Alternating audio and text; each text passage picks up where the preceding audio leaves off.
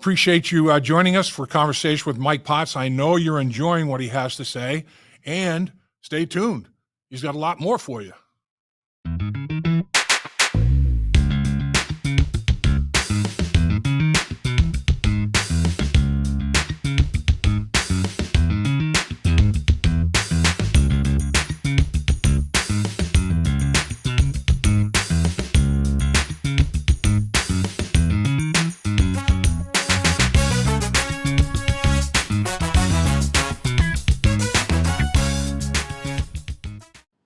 Yeah, I mean, now as part of your discussions, you've got Al Golden, you've got Jerry Montgomery. I mean, you've got new coaches. You have a new offensive line coach, new defensive line coach, new linebacker coach, new defensive coordinator who were exposed to the college game and different professional teams. I mean, it just adds to the mix in terms of information that you can gather on these guys, right? They game planned against them. Maybe they coached them like, Jerry coached, coached TJ, who we're talking about. I mean, it's a it's a plus, really, when you look at it, isn't it?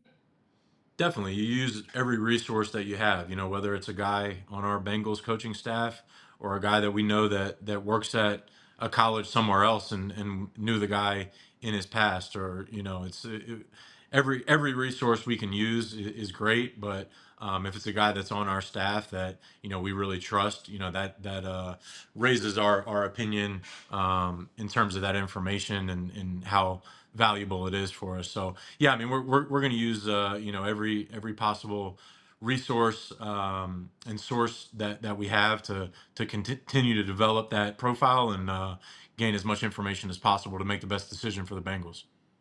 But the biggest deal is put on the tape, and what do you see, right? I mean, can the guy play? Can he block people? Can he get off blocks? Can he get in and out of cuts and separate? Does he stick like glue in coverage? I mean, those are the primary requisites. But when you look at it, there's so much to it. Like sometimes you might see a guy who, when you watch him, it's like, man, it's just not for some reason it's not translating to tape. Well, maybe they're not asking him to do things that he can possibly do if he's in a different kind of a system, being coached by different people. I mean, that a tough thing sometimes to do, to translate. Okay, this guy's athletic ability tells me one thing, but the system that he was running on tape, it doesn't really show it up. How do you kind of sort all that out? That's a tough one, isn't it? Yeah, I mean, first of all, you're right. It always comes down to the tape. That's always the most important thing. I mean, we're looking for good football players to play professional NFL football. The character piece of it. There's a lot of guys out there with good character that can't help us as a player. Right. But yeah, in terms of the scheme fit, I mean, that's we do all this athletic testing and everything at the combine. There's guys that you see every year that have great testing numbers and are freak athletes, and maybe the production doesn't always show up on tape, or vice versa. The guys that aren't great athletes that have great production. So we dial in on that. I meant you asked about our staff. I mean, all of our whole staff. We played football. We know the game, not just from an evaluation standpoint, but also from an X's and O's standpoint. And then also we've got our coaching staff as well to lean on from a schematic standpoint and in terms of their vision, how he would fit for us. Maybe was this guy being used in a different way in college or with his current pro team that we think could be a better fit for us, or maybe wouldn't be as good of a fit for us. So there's a lot of different factors that you have to look into there, and just kind of evaluate and weigh the pros and cons in terms of how good of a fit they'll be for the Cincinnati Bengals. Yeah, and having played the game, I think is such a big deal. You played the quarterback position, and you played it successfully at William and Mary. You go to the Pittsburgh Steelers. You played Arena League football. I mean, you played football at the highest level you can play it. How big of a plus do you think that is in terms of when you're dialoguing with people as you're scouting players, and then talking to those players themselves? I'm not going to sit here and think that every player knows. Oh yeah, Mike Potts, man, the dude was a heck of a quarterback at William and Mary. But there will be some guys, that will check it out. There's social media. A lot of guys check out who they're talking to and who they are, for sure. I think it's huge to have that experience. There's no doubt about it. It's not necessarily about a respect level of people having heard of you or know of you from your Right. playing days. It's more about my experience through my lens and the guys that I've been around, being a teammate in the locker room, being in an NFL locker room, being in a college locker room, being in the arena locker room. There's all different types of people that I've been around, and just in terms of knowing the game from an X's and O standpoint, but also knowing what types of people maybe can have success, and what are the traits that we should prioritize. So I think it's invaluable, having played the game and being in the locker room. That's not to say that you can't be a good scout or a good coach if you never played the game, because there are a ton of guys around the league that I know that are very good, that have limited playing experience. But from my perspective, I think it's huge, and it's something that I lean on a lot, just when I'm doing my job on a day to day basis. Doing the testing portion of it, I mean, some guys don't test well in terms of SATs or whatever the case may be, or even in school, but they test well in terms of football. I mean, they understand football, and they can you know solve any kind of problem you throw out there from a football standpoint to them. Uh, when you're Do you give those kind of tests? Do you say to people, okay, I'm not gonna try to split the atom here from a football standpoint, but do you want to try to see what kind of basic football intellect they have? Yeah, when we interview them, we definitely ask them a lot of football questions. There's some other personal questions, and there's different psychological testing and things like that the league does, at the combine and all-star games. There's different paper tests, so to speak, that we do. But the thing that we're worried the most about, and is the most important, is when we interview a player and we put on the film how they're able to talk football and how they see the game. So just when you interview as many players as we have, there's a Rolodex, so to speak, of guys that you can compare to from the past, and you can really tell when a guy lights up when the film comes on, and it's just natural for him. Maybe he doesn't present well in other settings, or maybe doesn't come off as the sharpest guy, but when the tape comes on, he sounds like a genius. So it's and it can work the opposite way as well. People can present super sharp and be super intelligent in everyday life, but then when the football tape comes on, they don't know what they're talking about, as smoothly. So it's a really important part of our process. And again, we want to bring guys in, like I said, that light up, that love football, that really have a passion for it, and also know the game, can think the game. And we want that to align with what we see on tape. We want to see guys that are instinctive, see the game as they're in the action, and also can speak it when we're speaking to them in an interview process and we're watching film. When you're in the interview process, um, how many times do you have a player ask you a question? And when they ask that, boy, I'll tell you what, man, that's a pretty good question. Have you ever been struck by a player who basically, when he was hearing things and hearing questions from you, that had a great question to come back with you?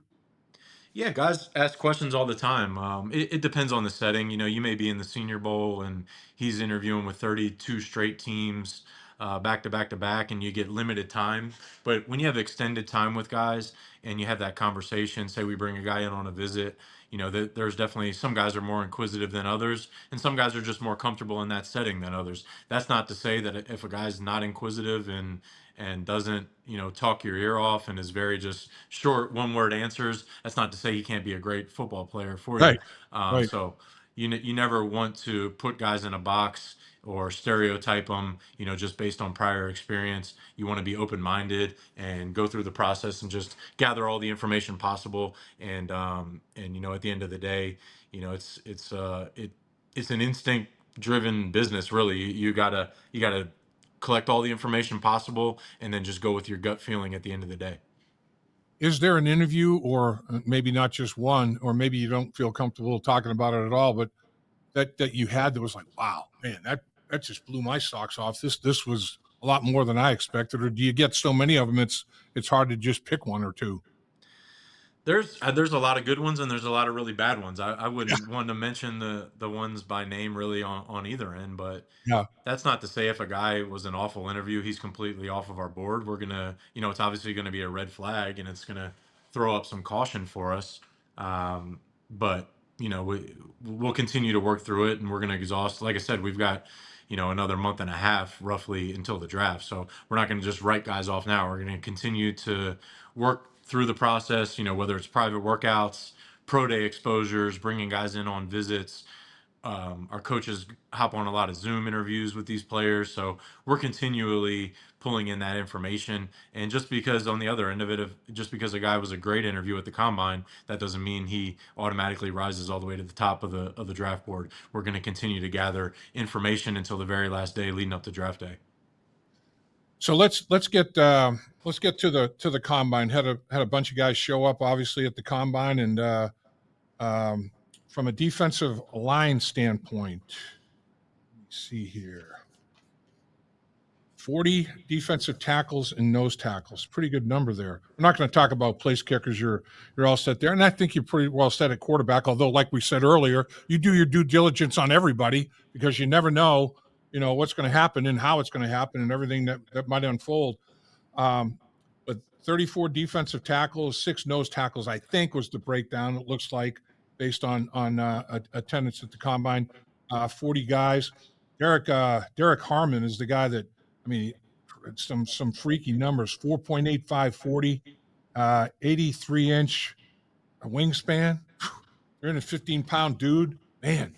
That's but the G men, Mason Graham, Kenneth Grant, really good players. Walton Nolan. I mean, there's at least a half a dozen or maybe more defensive linemen that probably pique your interest, and you guys are saying we got to do a little bit more of a deep dive into it. Take us through that process. You've already got that process up to the combine. What takes place now after the combine when you're evaluating these defensive tackles that you saw at the combine? Yeah, so throughout the year, whether they were at the combine or not, we're getting eyes on hundreds and hundreds of players, probably over 1,000 players that we're really evaluating. And we get together in multiple rounds of meetings throughout the year, and we solidify that draft board. And this time of year, it's about, like you said, say there's 40 defensive tackles, just talking about that position. We've already evaluated, we've already got multiple scouting reports on those guys. Now it's about working through the process, gaining as much information as possible about them as a player and a person, and then we narrow that list of 40 or even more, because there's other guys that were non-combine guys, but we're Right. narrowing that pool of players down to, I can't put an exact number on it, but it's going to be the guys that are specific targets for us that we think Sure. fit what we need, fit us from a schematic standpoint, fit us as a person in the locker room, and what kind of teammate they're going to be. And we end up highlighting those guys on our draft board as guys at all different levels of the draft that we feel good about adding to our team. And we would like to lean towards guys like that we have targeted, more so than a guy that maybe was just graded at a certain level, but for some other reasons we don't think is a great fit for our team. So now 33 defensive ends. Abdul Carter, he didn't work out because of the injury, but I mean, he's a freakazoid. That guy, they're saying he could be the second pick in the draft potentially. Landon Jackson from Arkansas, 40 and a half inch vertical, 4.68 40. Jeez, on the edge. James Pierce out of Tennessee, um, ran sub 4.5, 4.47. Shamar Stewart, 40-inch vertical, sub 4.6, 40-yard dash. But didn't, I mean, his numbers, you look at his numbers, what do you have, 3.5 sacks last year? It didn't translate. And I don't know if it's because of scheme or how they're asking him to play or what the case may be. But, you look at some of these guys and, boy, their numbers are, these guys are getting bigger, stronger, faster. That's the common denominator every year. When I look at these numbers from a just a body size, and then look at what they can do physically, it's mind-boggling. It really is. It really is. These guys put up, it seems like, freakier numbers year after year. Yeah. Every year we go back there, there's more jaw dropping performances at the combine with that testing. But again, at the end of the day, it's got to line up with the tape. We would like the guy that had great testing numbers, great production. We think he's a super instinctive and really good player on tape. We think he has great character, but not every guy checks every box with an A+ in every one of those categories. So you kind of take the good with the bad and weigh the positives and negatives, and just make a determination at the end of the day who the best fit is for our team going forward. But like you say, looking at the defensive line and the edge rush, I mean, just those prospects there, it's incredible. There's some depth there. It's not just a guy or two. There's more than a handful, a couple of handfuls of guys to evaluate at each of those position groups. The interior of the offensive line, the center and guard position, 25 of those, 25 tackles. There's probably at least a half a dozen interior guys and at least a half a dozen, edge guys that are worthy of a little bit more study, isn't there? Yeah, there's no doubt. Both sides of the line of scrimmage are positions that we're gonna prioritize every year, not just this year. Like we said earlier, the line of scrimmage is extremely important, and we're going to focus on that. Yeah, I mean, on the O line, there's guys that, like you mentioned, with the versatility that can play tackle or guard or even center. There's some guys that can play all five. Maybe guys that can go center to guard. So that part of it is important, and there's a lot of guys that we like at all of those spots. So we're gonna end up putting a value on them. We don't have our draft board finalized at this point. Like I said, we're going to continue to work through those players and end up finding out who the best targets are for us all together. And that meeting process will start up here around the first week of April. Yeah, I mean, you look at some highlight tapes of guys' careers. I mean, Kelvin Banks at Texas, beast man. Will Campbell, Louisiana State. I don't want an athlete that dude is. Up right up the road at Ohio State, Josh Simmons. Really really good player. I mean, there's so many of them. It's like you don't want to name just two or three because there's a lot of guys that are in that neighborhood, man. It's just everybody has a different opinion, but man, they're all extremely gifted and talented football players. Yeah, there's no doubt about that. And the unfortunate part of the draft is you would love to be able to pick out, hey, I want this guy, and this guy, but there's 31 other teams that like those players as well, in all likelihood. And that's what's most important about stacking our board, highlighting the guys that we think are fits for us and guys that we want to target, but stacking the guys in the appropriate order because you never know, who could get taken right in front of you. You never know when it would be an appropriate time where you feel the need to move up. If you have a guy that really sticks out that you target, and then also you need to trust your board and look if you feel like you're not dropping down a level of player and you can move back and accumulate some extra draft picks, that's something that you need to consider as well. So putting together that final draft board is really important. But yeah, you're right. There's a lot of guys that we would love to add every year. Unfortunately, right now we're only with 6 picks, and we just have to go into this process and stack the board the best way that we can so we can maximize every pick that we end up with. Man, there's on the back end, looking at these guys always are so impressive with how fast they are. They're not and how they can jump. I mean, it's crazy. 35 corners. Barron out of Texas ran in the 4.3s. Hairston down the road at Kentucky ran a 4.28. It's like, what the heck, man? I mean, that's ridiculous. Benjamin Morrison, Notre Dame. Al Golden knows all about that dude.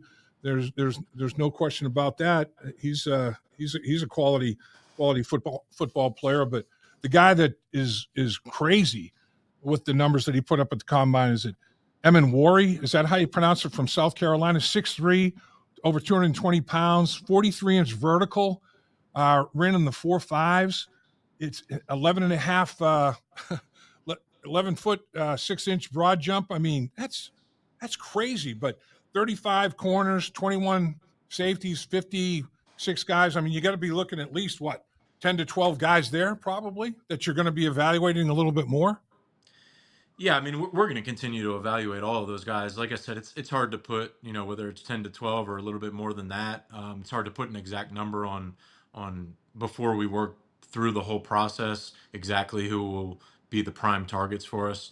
Sure. And it's different year to year. There's different strengths and weaknesses every year, position wise in the draft, and there's different quote unquote needs that we have. So we'll work through it. Yeah, I mean, there's a lot of good defensive backs that tested really well, like you said, and there's a lot of those guys are really good players on tape when you evaluate them there. So we'll work through it. We're going to have targets at every single position. We're not going to just dial in on a couple specific positions, and we'll end up working through it. And I'm excited about this next couple months and to see where we end up and how we can really improve the roster. Then the wide receiver spot. Let's just talk wide receivers and running backs. I mean, 49 wideouts, 31 running backs, and some of the numbers these guys put up. Matthew Golden 4.29. Jeez, you got multiple guys running sub 4.340s. That's ridiculous. McMillan, the wide receiver out of Arizona, his tape, his hands are excellent, very smooth route runner. It looks like. I mean, his yards after catch are extraordinary. I mean, there are incredible at the running back position. Hampton out of North Carolina seems to be a guy that that has a lot to offer. There, like you said at the very beginning of this, there's something for everybody in this draft. It's there's plenty of depth, and there's plenty of depth that some positions have more depth than others. But there's not a position group in this draft where it's like we got nothing. We got nothing at running back. We get nothing at corner. I mean, there's something at every position group, isn't there? Yeah, there really is. Some positions may be more top heavy. Some may have really good depth in the middle rounds. Some positions, maybe you think you can really get a guy in the late round that could really help us, or maybe play a role on special teams. So, yeah, it's interesting when the final board, we finalize that and we can really see where the strengths and weaknesses are. You kind of have an idea right now, but until you work through the full process and everything's finalized, because we've got to bring the coaches' opinions into it. We've also have to bring in the medical grades into it, so that can move guys slightly up and down the board as well. So there's a lot of different factors, but yeah, the running back and receiver positions, like you mentioned, we love line of scrimmage players, but we also love players that score touchdowns. We've got a lot of good players in that category right now on our roster, but you can never have enough of those guys. So we'll evaluate all of those players, and then see how it shakes out on draft day. A lot of people reached out to me before we're going to sit down with you, and they were like, "Okay, Duke mentioned at the combine that Jamar Chase has put himself in a position to be the highest paid non-quarterback in the National Football League, and you franchise tag T Jamar Chase. Boy, to keep that trio of Joe Burrow, Jamar Chase, and T Higgins, you drafted them all, you've developed them all. You'd like to keep them all, wouldn't you?" Yeah, that's always the plan. When you draft good players like that, obviously you've got the problem, so to speak, of making something work contract wise. But we're definitely not in the business of trying to get rid of good players. So those guys are great players for us that we would love to keep around, and we need to continue to draft more players like those guys, and have more guys that we want to keep on and extend going forward. There's some young guys that we have in the pipeline that we have very high hopes for, but they need to continue to develop and get to that point as well, to where we're having those same conversations with them. Then, of course, Trey Hendrickson, don't want to leave him out. There's dialogue going on there. It's like, okay, the club said, go ahead and see what kind of a market you have out there, Trey, and that's being worked through at this point in time. If there could be a potential trade, it would have to be a twofold thing. Trey would have to be happy with in his agent or lawyer, whoever, to happy with the amount of money being offered, and then the Bengals would have to be happy with the compensation to move Trey. So it's not not an easy deal, man. It's a complicated thing on many levels. But there's another guy obviously that you acquire him in a trade. You'd like to hold on to a guy of that caliber. 35 sacks the last two seasons, 17 and a half last year, leading the National Football League, and he falls into the same category you're talking about. Done such an incredible job of not only identifying great players, but I mean every one of these guys, hell of a guy, man. Just quality human being, just a great positive locker room influence, and those guys are gold, right? Oh, for sure. You can't have enough guys like that work the way that Trey works. On top of that, he's a great player. He's the type of guy that you want, getting after the quarterback for you, with the relentless style that he plays with. So he's a great player. Just like those other guys that you mentioned. There's a reason that he's in that upper echelon of the league as a player, and in terms of the contracts that a lot of these guys are looking at. So it's something I don't have anything to announce or speak out of turn on in terms of Trey or any of those other guys. But it's something that we'll continue to work through and try to find a positive resolution where everybody feels that it's appropriate. And finally, Mike, you've done a great job of putting together a roster, whether it be by draft, by free agency, by veteran free agency, the college draft, trade, whatever the case may be, and have handled the salary cap part of it, where you haven't gotten buried because of dead money. And you look around the National Football League, teams with $66 million of dead money. I mean, that you lose players because of that.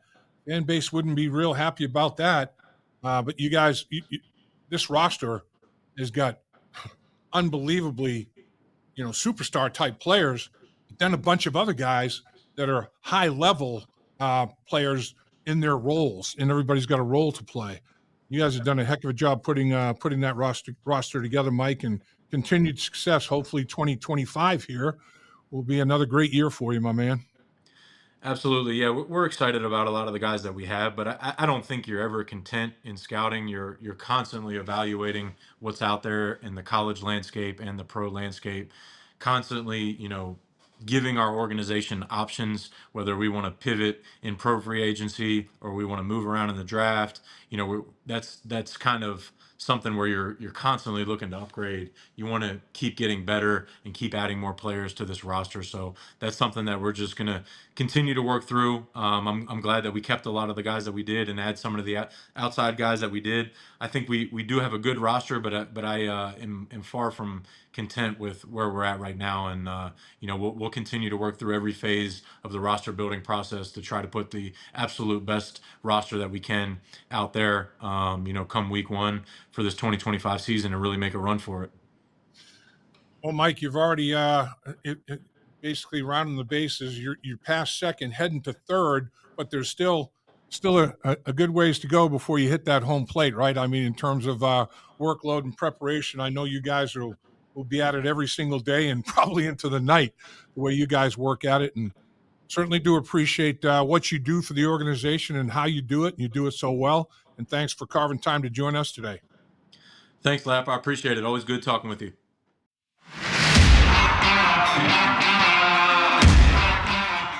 Everybody loves the NFL draft. There's no question about that.